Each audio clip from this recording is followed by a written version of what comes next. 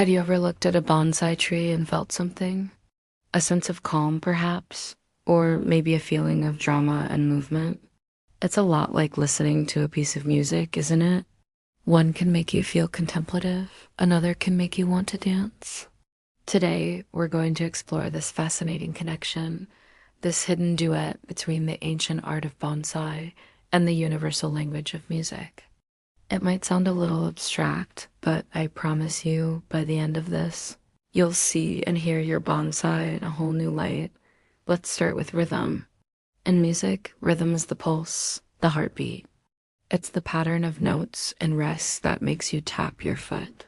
Think of a simple beat, 1, 2, 3, 4, 1, 2, 3, 4. It's predictable, stable, and comforting. Now, look at a formal, upright bonsai.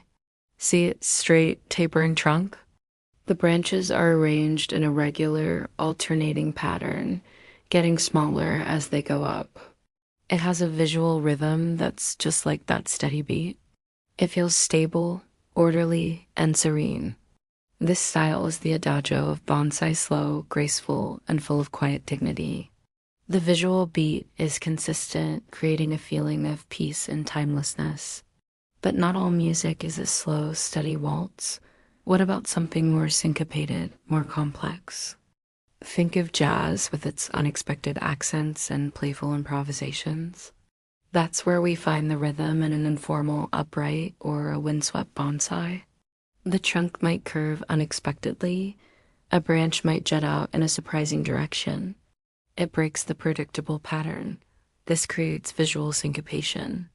Your eye doesn't just move smoothly up the tree. It jumps, it pauses, it follows a more dynamic and unpredictable path. A windswept tree with all its branches flowing in one direction as if sculpted by a constant gale has a powerful driving rhythm. It's like a fast-paced musical piece that tells a story of struggle and resilience. The repetition of the branch direction creates a strong visual flow, a driving beat that pulls you along. Next, let's talk about balance. In music, balance is about how different instruments and melodies work together. You wouldn't want the drums to completely drown out the singer, right? Every part has its place, creating a harmonious whole. Bonsai is exactly the same, but with visual weight. A perfectly symmetrical tree, like our formal upright, has what we call symmetrical balance. It feels very stable and grounded, like a classical symphony where every section of the orchestra is perfectly in check. It's pleasing and easy for our brains to process. But what I find more exciting is asymmetrical balance. This is where things get really interesting, both in music and in bonsai. Imagine a piece of music where a delicate flute melody is balanced by a deep, quiet cello line. They aren't the same, but they complement each other perfectly. Now, look at a slanting style bonsai or a semi-cascade. The tree leans heavily to one side. Logically, it should look like it's about to fall over. But it doesn't. Why? Because the artist has used other elements to create balance. A long, heavy branch on the opposite side, or a strong root system visible on the surface, acts as a visual counterweight. It's the cello to the flute. This creates a sense of tension and dynamism, a feeling of equilibrium that's much more engaging than simple symmetry. It tells a story of finding balance against the odds, which is incredibly powerful. And this brings us to the heart of it all, emotion. Why does a sad song make us feel melancholic? Why does a triumphant fanfare make us feel victorious? It's the combination of rhythm, melody, harmony, and tempo. Music is pure emotion translated into sound. Bonsai, I believe, is emotion translated into form. A gnarled, ancient-looking juniper with deadwood, or jin and shari, tells a story of a long, hard life. It evokes feelings of reverence, respect, and even a touch of sadness for the struggles it has endured. It's the bonsai equivalent of a soulful blues song or a dramatic classical requiem.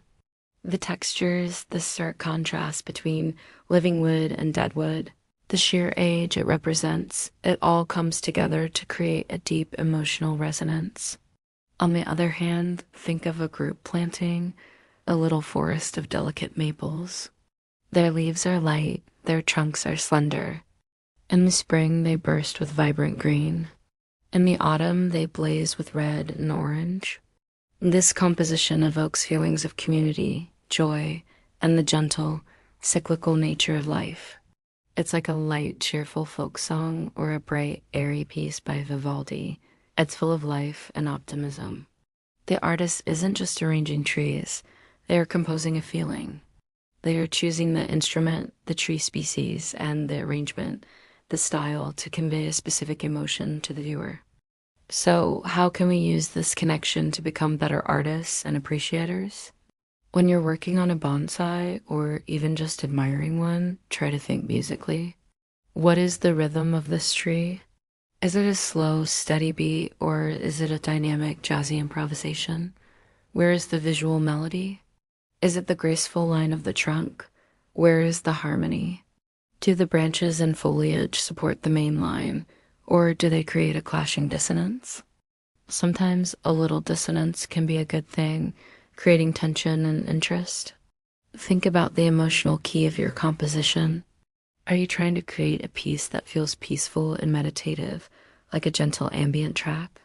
If so, you might choose a smooth trunk line, soft foliage, and a stable, balanced design. Or are you aiming for something dramatic and powerful, like a Wagnerian opera?